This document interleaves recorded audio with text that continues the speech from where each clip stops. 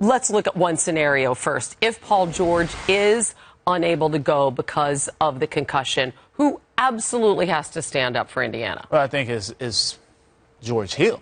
And George Hill is a player that got 3 threes off in the first quarter in game 1. They had a fantastic game in game 1. The ball was moving, but when you have George Hill contributing in that role, now Miami has to make adjustments. They just can't focus on, say, a David West or even a Lance Stevenson. When you have that other scorer out there, it takes the pressure off of everyone else. And George Hill has that ability to do that. I'm not saying this because he's just a guy that is on the team and you say, oh, well, he's not doing very much right now. No, he's a talented individual that needs to really step his game up right now for this Pacers team. Okay, so he can do it. They know they can beat the Heat. They had a very impressive Game 1 performance. Is there anything they can take out of that playbook?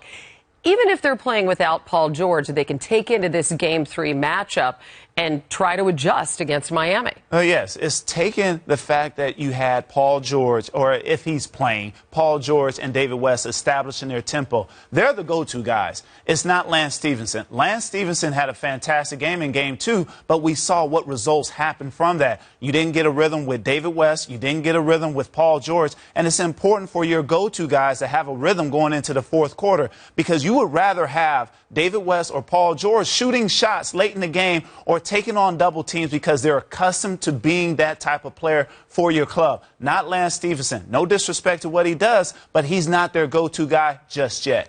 Can they win the Pacers on the road without Paul George? Yes or no? No. They cannot.